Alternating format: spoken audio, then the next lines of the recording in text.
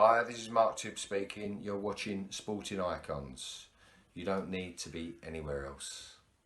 So a day or so ago, I seen that Billy Joe Saunders and Tony Bellew, and I think the other one was like a Josh Taylor, plus many other people, were responding to a social media account called Boxing Kingdom 14. Now, there's a couple of them on Twitter, both called the same thing, Boxing Kingdom 14. One of them is a legit one, a real good guy. The other one is just a troll account who comes out with fake news. And I mean, I blocked this person well over a year ago for the kind of fake headlines and this, that, and the other, coming out with things like Anthony Joshua has failed a PED test and he's been found to have got an STD, and Tyson Fury this, and just complete nonsense. So I blocked them. I'd had enough, just blocked them. And they even come out with things like Sporting Icons and us, we've had our business relationship has dissolved, blah, blah, blah, which is weird because I've never even spoken to them. These are the kind of things that they do. So I blocked them. I couldn't see what it was that this troll account had put out. But all I could see was Billy Joe Saunders, Tony Bellew, and that responding to whatever it was that they put out. So a bit later on, I get sent an image of a YouTuber from America, a Deontay Wilder nutswinger, who's very, very into wearing panties when it comes to Deontay Wilder. This guy and plenty of other guys, what they do is they put all their eggs in one basket with Deontay Wilder, thinking that he was Mr. Invincible, even though the rest of the world knew that he wasn't, that he was very, very flawed. In fact, you tell me the last time Deontay Wilder actually won a round in boxing when he didn't knock out his opponent or knock him down. You can't, can you? Because it was a hell of a long time ago. So he was always limited, and we always knew that Wilder was a loss waiting to happen. In fact, I've been saying it for the past couple of years, which is why I wanted to take on Joshua and Dillian Whyte, because I knew that both of those guys had their number. And what Tyson Fury done to him was absolutely magical. It was a pitch perfect performance by Tyson Fury. Now, the image that somebody sent me was of this uploader in a where he put his image on a article, a news story of a sex offender, okay, for kiddies, which is wrong, by the way. You may not like this person, you may not like any of them. Don't do that kind of thing. That is disgusting behavior. Don't stoop to that kind of level. I don't agree with people doing that whatsoever. If you don't like somebody that much, don't watch them. That's what I do. I haven't watched these guys in well over a year because I know what it is that they're going to be saying. Anyway, so a little later on, I get sent a screen recording of what it was that this Boxing Kingdom 14, this fake account one, put out, where, by the looks of it, he's edited something within this uploaded video, where his uploader was saying about Deontay Wilder losing to Tyson Fury, and why he lost to Tyson Fury. Now, none of this is a surprise to me whatsoever, that this person would say that, or any of these people would say it, because they're so into defending Wilder and coming up with excuses. It's embarrassing. Quite how they look at their family in the eyes and saying, I'm the provider, I'm the shoulder to lean on, I'm your rock, is beyond me. I don't quite know how they can do it. But you know what? When you tell a lie so much and defend so much, you start to believe it yourself. Anyway, the things that this person is coming out with, and apparently some other ones have been as well, is that Tyson Fury's gloves were loaded. Again, I mean, listen, I've debunked all this and shown all the damn receipts. So I'm not going to go too much into the detail on it, but it's absolute madness. Tyson Fury didn't cheat at all. Didn't cheat at all. He just battered Deontay Wilder. He embarrassed him. He bounced him up and down on that canvas like a tennis ball. So the new ones now is that Tyson Fury definitely had loaded gloves because Deontay Wilder had a dent in his forehead, or part of his head, whatever it was, and other ones on the body. And apparently Wilder, he's been telling people that a doctor saw all this and said, yeah, that confirms that Tyson Fury had some metal or some hard object in his glove, which is ridiculous. Now, people can say, but it happened in Las Vegas, and things like this have happened in Las Vegas before. But there's a reason why it doesn't happen anymore, and it did then, because back then, the fighters weren't really inspected. The wraps, the gloves, that kind of thing, they were just given, and then they just kind of like walked out when they finished taping and wrapping up. Like somebody would just come in, sign it off, and bugger off. They didn't even bother checking them. Nowadays they do, because of incidents before, most notably the Antonio Margarita against Miguel Cotto, which happened at the MGM Grand in Las Vegas, where allegedly Margarita had plaster of Paris on the inside of his gloves, which is what busted up Miguel Cotto. So these kind of things have happened in there before, but these kind of reasons are the reasons why it doesn't happen anymore. And the Nevada State Athletic Commission in Las Vegas is one of the world's best for overseeing the safety of fighters now. They didn't just take the ball and move it up a little bit. They ran with it. They really, really did. To the point now where they will hold on to the gloves of both fighters until fight night, and then they will hand the gloves to the fighters and watch them being put on. And then they will tape up the wrists, sign them off. And of course, they're overseeing with the wraps and that as well. All that kind of stuff. So for Fury to do something with those gloves is madness. It's virtually impossible. Impossible, unless the Nevada State Athletic Commission were in on it. And for them to have been in on it, Fury would still have to get past JD's. JD's is the manager and trainer of Deontay Wilder, who has sat there watching the whole process of the wraps going on, the gloves going on, taped up, signed, so they can't be tampered with. So he was there as well. So if the Nevada State Athletic Commission either missed it or were in on it, then you have to say the same thing about JD's as well, do you not? And you'd also have to say the same thing when Fury got to the ring, that the referee checked his gloves, like they do with Deontay Wilder. Yet somehow the referee, who was very, very biased towards Wilder in that fight, by the way, always protecting Wilder, even gave him one knockdown that should have been a knockdown, but he ruled it not. And another one where Wilder, he fell against the ropes and he's about to go down and he used the top rope to save himself. That was also a knockdown. You can't use the rope to save yourself. Look at Povetkin against David Price. Case in point, right?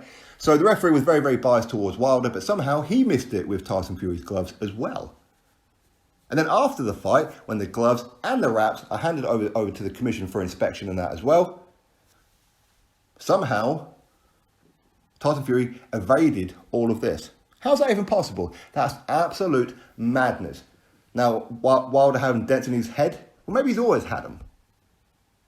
Fill your head. You may have some dents on your head somewhere because of something that maybe happened when you were a kid or whatever it may be. A lot of people have them. Maybe Wilder already had them. Wilder does a lot of sparring.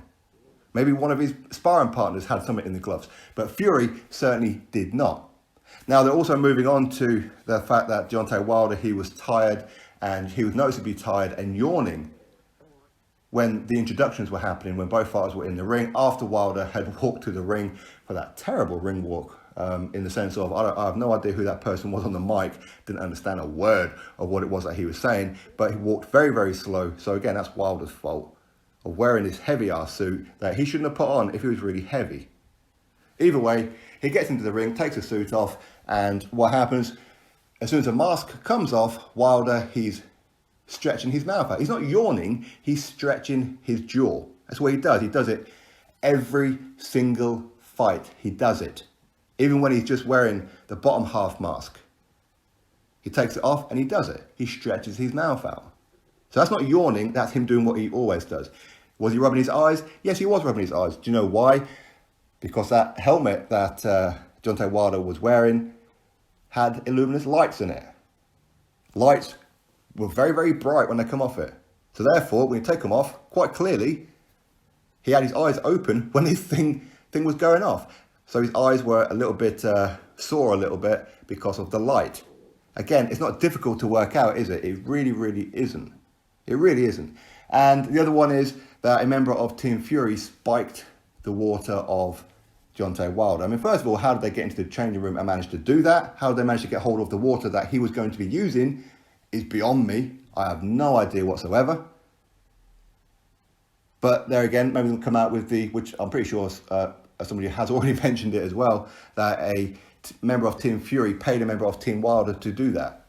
That's just madness, isn't it? Somehow, that the whole reason why Deontay Wilder was drained and fatigued and whatever else is because of the suit, it's because of the fact that Tyson Fury had loaded gloves, it's because of the fact that somebody spiked the water of Deontay Wilder. But yet somehow, Tyson Fury passed the VADA testing. That's weird, isn't it? How weird is that?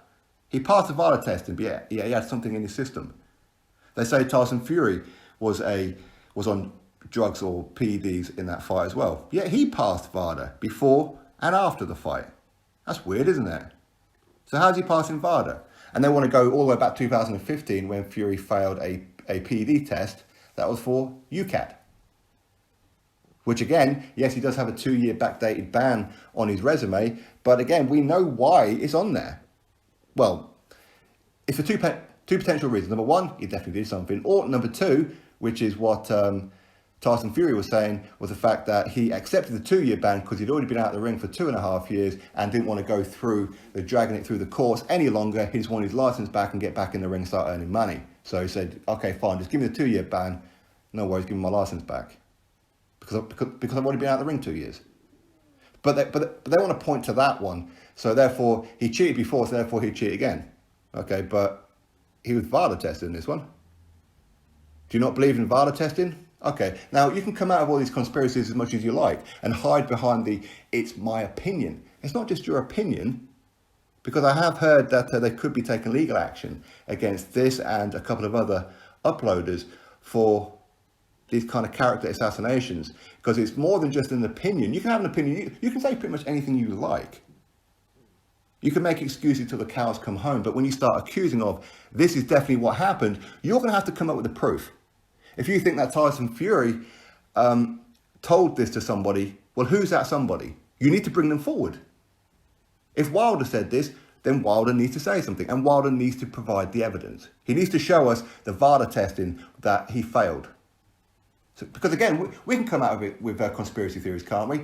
That Deontay Wilder, this tall, skinny guy, who's got this immense power, maybe he's got this immense power because of all the metal in his hand.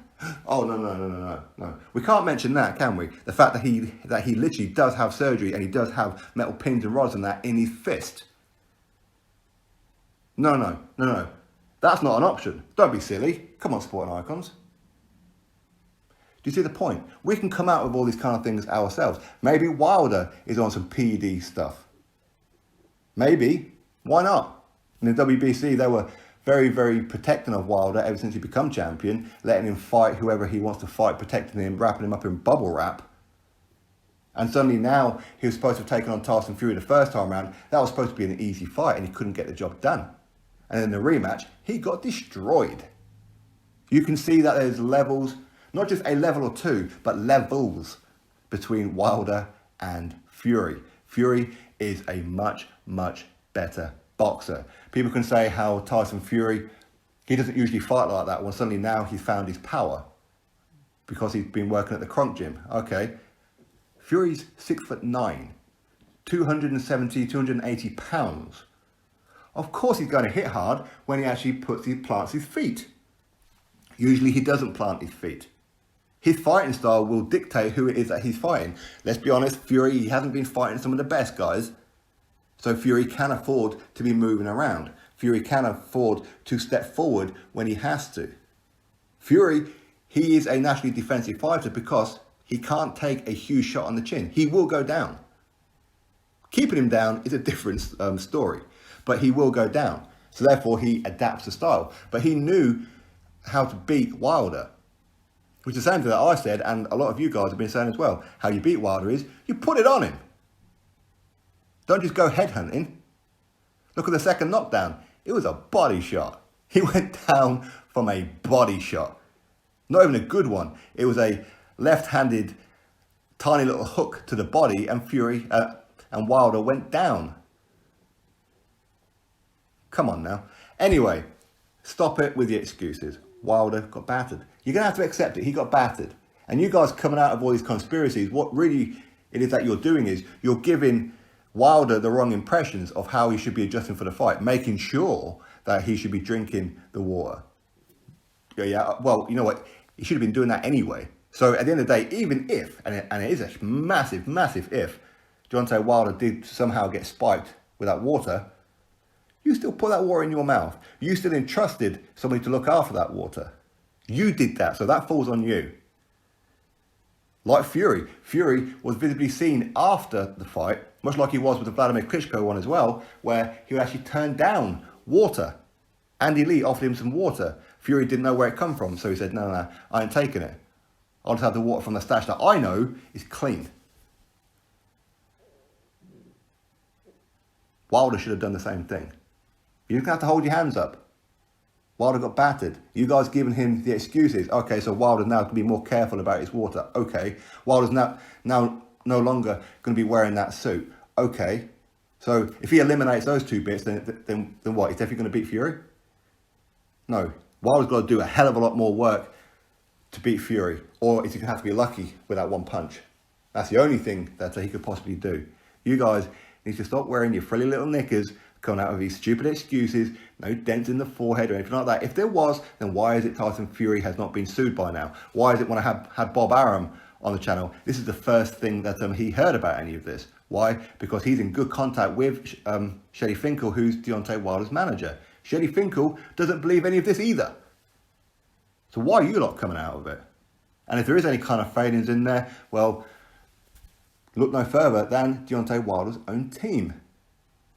Facts. Drop your thoughts below. Click thumbs up, subscribe. Catch you all in the next video.